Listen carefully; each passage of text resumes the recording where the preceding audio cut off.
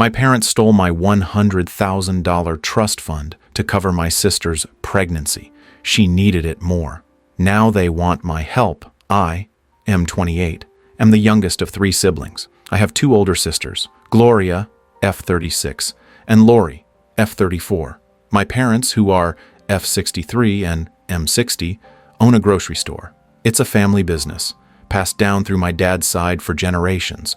It's not a huge chain or anything, just a local store, but it's been enough to support our family. Growing up, it was always pretty clear that my sisters, especially Gloria, were the favorites. It wasn't anything huge and dramatic, just a constant pattern of little things, like my birthday parties were always smaller. I got hand-me-down clothes while they got new stuff, and my parents just seemed to pay more attention to their achievements. I remember one time I won an award at school for a science project, and my mom barely acknowledged it, but when Gloria got a B- on a history test, it was a huge celebration. It felt like I could never quite measure up. It became quite clear that my sisters were estranged. My grandparents, on both my mom and dad's side, were pretty well off. When we were kids, they set up trust funds for each of us, me and my sisters. Each fund had $100,000 in it, intended for college or other future expenses. It was a significant amount of money, and I always knew it was a huge opportunity. My sisters, however, didn't seem to appreciate it as much as I did. Both of them, when they turned 18, gained access to their trust funds, and both of them blew through the money pretty quickly. They both went to college for a bit, but neither of them finished. They spent the money on trips, clothes, parties. Basically, they treated it like a lottery win instead of a foundation for their future. They both ended up becoming single mothers. Gloria has 1 daughter, my niece, who's now 11. Lori has 2 daughters, 9 and 7. After dropping out of college and running out of money, they both came back to work at my parents' store. I always had a different plan. I knew the value of hard work. Throughout high school, I didn't work at the family store like my sisters. Instead, I got a job as a landscaper, working summers and after school. I saved up almost every penny I earned. By the time I graduated high school, I had around $20,000 saved. I was proud of that. I also focused on my studies. I wasn't a genius or anything, but I worked hard and got good grades. I ended up getting accepted into a good state college with a partial scholarship. This was huge for me. Between the scholarship, my savings, and the trust fund, I knew I could graduate debt-free and even have enough left over to put a down payment on a house. It felt like a real path to a stable, independent future, something very different from what my sisters had chosen. So, when I turned 18, I went to my parents and asked for access to my trust fund. I wanted to have the money under my control, just like my sisters had. I thought it was a simple request. I was an adult, and it was my money. But my parents didn't see it that way. They told me we'd discuss it at dinner tonight. That immediately made me nervous. Why did it need to be a discussion? It was my money. That evening, the whole family was there, my parents, my sisters, and my 3 nieces. It felt like a setup. After dinner, my dad cleared his throat and said, "So, about your trust fund." My mom jumped in before he could finish. She asked me if I would consider holding off on accessing the trust for a couple of years. She said they had needed to borrow some of the money. They explained that they had used it to cover some of the health care and living costs of their grandkids, my nieces. They also said they had to pay off a lawsuit that Gloria had gotten into because of a DUI. I was stunned. I just stared at them. Finally, I managed to ask, "How much did you use?" My mom looked down at her hands and mumbled, "There's currently $5,000 left in the account. $5,000 out of $100,000. They had spent $95,000 of my money, and none of it had gone to me. My dad then had the audacity to say, "We just need you to think about your family and understand that we need your help in this request." I was furious, but I tried to keep my voice calm. I said sarcastically, "Isn't it great that everyone benefited from this money besides the person it was intended for?" Gloria and Lori got to go to college and travel the world with their money, while with my money, I got to pay for all their mistakes. I felt hurt, the kind of hurt that sits heavy in your chest, making it hard to breathe. I also felt a cold, hard anger building inside me. This was my money. They didn't even apologize. They just kept saying how much Gloria needed the money for her pregnancy and taking care of the baby, as if that made it okay. They went on and on about how difficult her situation was. My parents kept going, justifying their actions. My dad said, "She'll pay it back eventually," which was obviously a lie. My mom added, "We didn't think you were serious about college," as if my years of hard work and planning were just a childish whim. I tried to control my anger. I said, "You used my trust money, and for what exactly?" My parents said that my sister needed support and they could provide. The conversation went downhill from there. I tried to reason with them, pointing out how unfair it was, how they had completely disregarded my future, but they were dismissive, acting like I was being selfish and unreasonable. My sisters just sat there, avoiding eye contact. I felt utterly betrayed. It was clear that they had never respected my plans or my future. After arguing for what felt like hours, I just couldn't take it anymore. I packed a bag that night while everyone was asleep and left. I didn't tell anyone where I was going. I just needed to get away from them. I drove for hours, not really having a destination in mind. I ended up crying in my car. I cut off contact with my family. I changed my phone number and blocked them on social media. I just couldn't deal with them anymore. Aida for cutting them off completely? I feel like I'm going crazy here. Update 1, 5 years later. It's been 5 years since I left. 5 years since I cut off contact with my entire family. A lot has happened, and honestly, it hasn't been easy. After I left, I tried to enlist in the military. I thought it would be a good way to get my life back on track, to get some training and discipline, but I was rejected. Turns out, I have a minor heart condition that I never knew about. It's nothing serious, doesn't affect my daily life, but it was enough to disqualify me from service. That was another blow. Another door slammed in my face.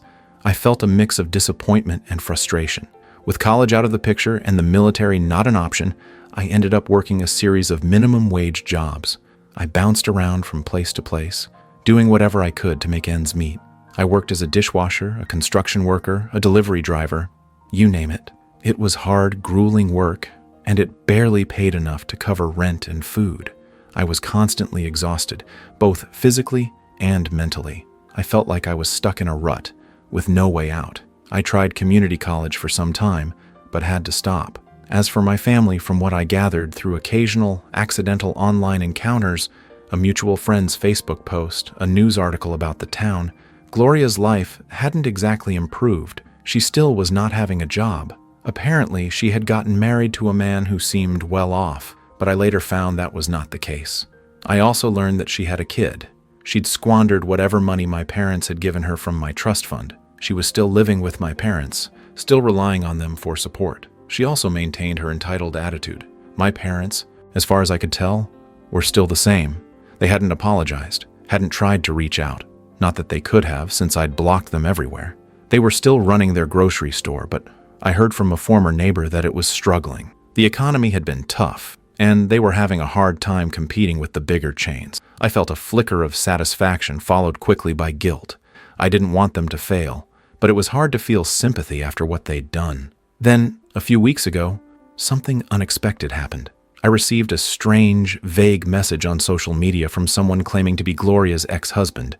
He said he needed to talk to me urgently, that it was important. I almost ignored it. I didn't want anything to do with my family, with any of their drama.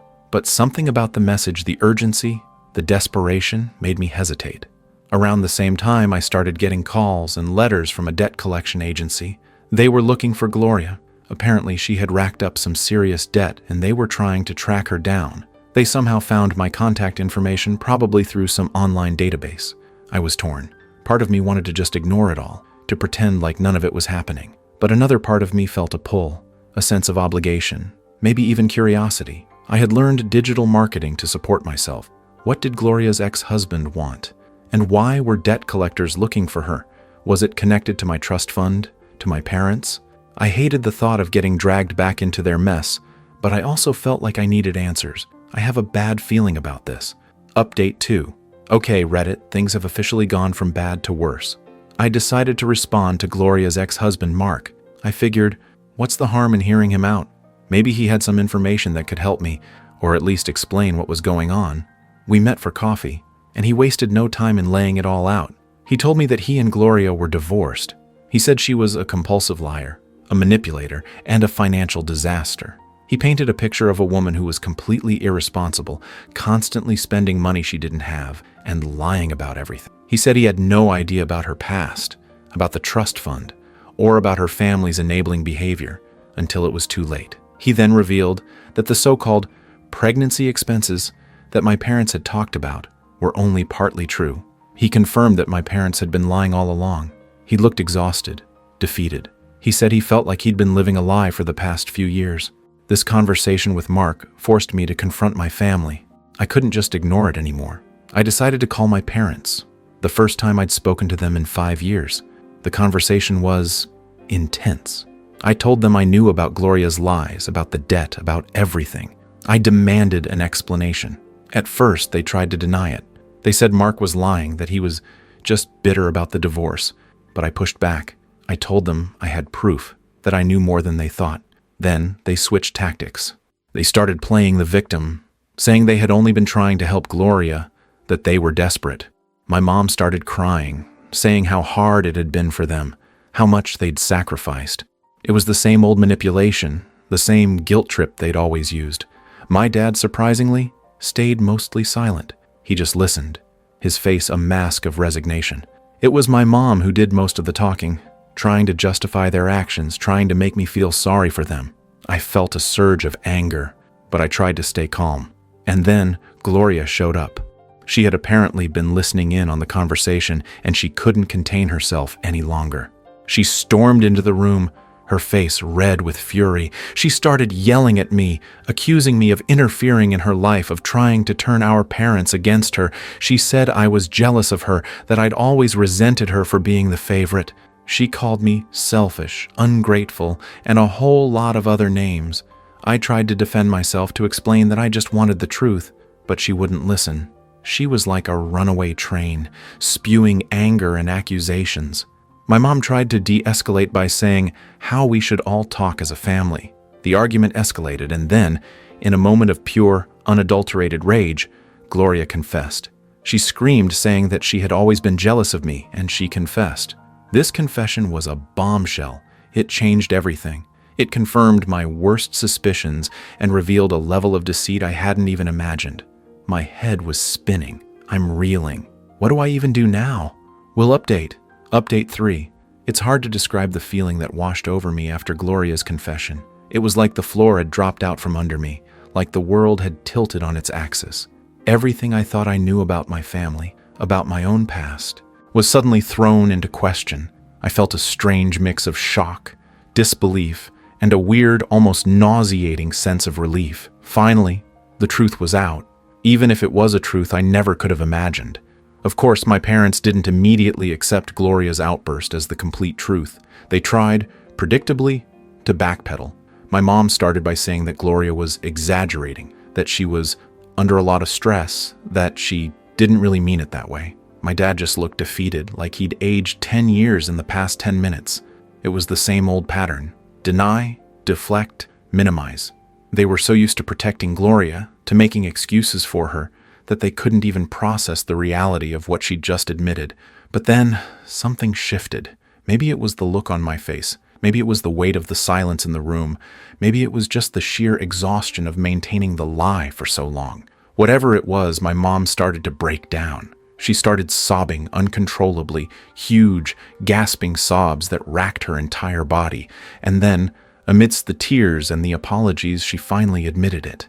They had always favored Gloria. They had always seen her as the fragile one, the one who needed extra protection, extra help, even if it meant sacrificing my future. My dad, to his credit, didn't try to interrupt or contradict her. He just sat there, looking utterly broken. My reaction wasn't what I expected. I thought I'd be furious, that I'd explode with all the pent-up anger I'd been carrying for years. But instead, I felt numb. It was like all the fight had drained out of me. I was just tired. Tired of the lies, tired of the drama, tired of the constant feeling of being less than. I was incredibly angry. I did feel a weird flicker of something that might have been pity, but it was quickly overshadowed by a stronger, more urgent feeling. The need to escape. I needed to get away from them, from all of them. And that's when Mark, Gloria's ex-husband, rang up again. He'd been surprisingly quiet during the whole confrontation, just observing the chaos unfold. But now he looked directly at me and said, "She'll do anything to get what she wants. Don't trust her, and don't underestimate her." It wasn't just a warning. It was a plea, and it was also a revelation. Because in that moment, I realized that Mark wasn't entirely innocent either. He knew something about Gloria's past, about the kind of person she was. He might not have known the full extent of her deception, but he'd seen enough to know that she was capable of anything. The combination of Gloria's confession, My parents' belated admission and Mark's cryptic warning was the final straw. I made a decision right there and then. I was done. I was leaving. Not just leaving the house, not just leaving the state, but leaving the country. I didn't have a plan. Not really. I just knew I needed to get as far away from my family as possible. I felt suffocated, trapped by their lies and their dysfunction. I didn't yell. I didn't scream. I didn't even argue. I just stood up, told them I was leaving, and walked out. I didn't pack a bag. I didn't say goodbye. I just left. I felt a strange mix of fear and determination. Fear of the unknown, of what the future held, but determination to build a life for myself, a life free from their toxic influence. I ended the update with, I don't know what the future holds, but I know I can't stay here. I need to get as far away from them as possible. That was the truth. It was the only thing I knew for sure. Update 4. 5 years. It's been 5 years since I walked out of that house. 5 years since I cut all ties with my family. 5 years of building a new life, a new identity, in a new country. I ended up in Barcelona, Spain. I chose it almost at random, a pinprick on a map, a place where nobody knew me, where I could be anyone I wanted to be. The first few years were tough. I worked odd jobs, anything I could find to make ends meet. I taught English, I worked in bars. I even did some construction work. I learned Spanish, slowly but surely, immersing myself in the language and the culture. I made friends, real friends, people who didn't know anything about my past, who accepted me for who I was, not for who my family wanted me to be. I was slowly, painfully, piecing myself back together. I even took therapy. Gloria, as I learned through occasional, unavoidable online encounters, a mutual friend's Facebook post, a news article, hadn't fared so well. She was still blaming everyone else for her problems. Her life, from what I could gather, was a mess. She hadn't learned her lesson, hadn't taken responsibility for her actions. She was still the same entitled, manipulative person she'd always been.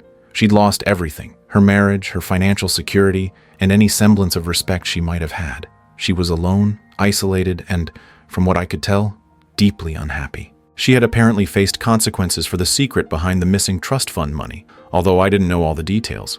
The details I did hear were enough to confirm that she hadn't changed, that she was still making terrible choices. My parents, they were the hardest to deal with, emotionally. I still felt a pang of guilt, of responsibility, even though I knew I shouldn't. They had lost their business. The grocery store, the family legacy, had gone under. It was a combination of factors, I'm sure. The economy, competition from bigger chains, and their own mismanagement. But I couldn't help but feel like it was, in some way, karma.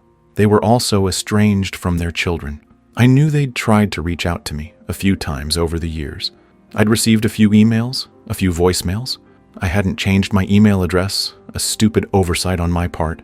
The messages were always the same, a mixture of apologies, guilt trips, and pleas for reconciliation. They said they missed me, that they were sorry for what they'd done, that they wanted to make things right.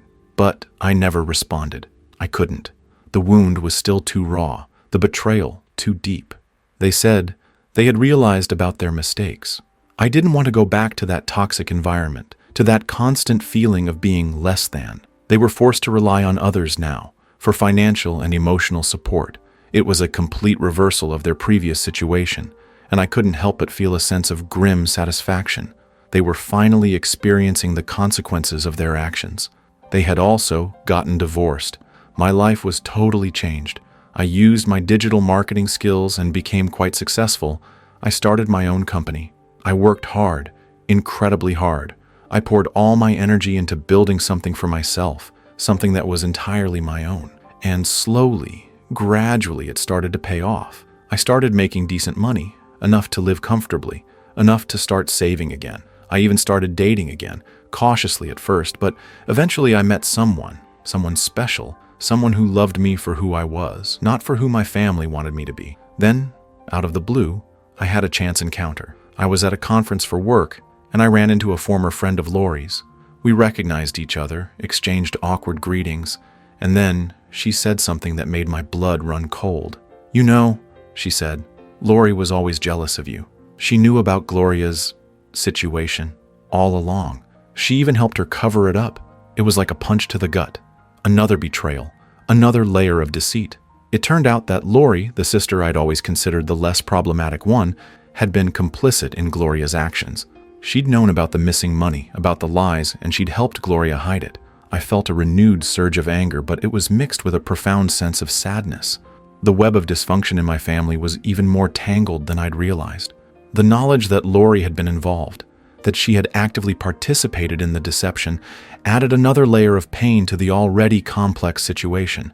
I felt like I was constantly discovering new depths to my family's dysfunction. But this time, it was different. I was different. I wasn't the scared, insecure kid who'd run away 5 years ago. I was stronger, more confident, more independent. I had built a life for myself, a good life, and I wasn't going to let my family's toxicity drag me down again. I realized that I had forgiven my parents, not in the sense of condoning their actions, but in the sense of letting go of the anger and resentment that had been consuming me. I understood that they were flawed, damaged people, and that their actions were a reflection of their own insecurities and failures, not of my worth. It was a hard-won forgiveness, something I'd achieved through therapy, self-reflection, and a lot of hard work. But it was a necessary step in my own healing process. I finally started doing good. I started a small initiative where I donated to give back to the community. I started taking care of myself. So, here I am, 5 years later. I'm living in a different country with a successful career and a loving partner. I'm happy, genuinely happy, for the first time in my life. But I'm also scarred. The betrayal of my family, the years of feeling less than, the constant struggle to prove myself. Those things don't just disappear. They leave a mark. I've learned to live with the scars, to accept them as part of my story. But I've also learned that I don't have to be defined by them. I can choose my own path, create my own family, and build a life that is free from the toxicity of my past.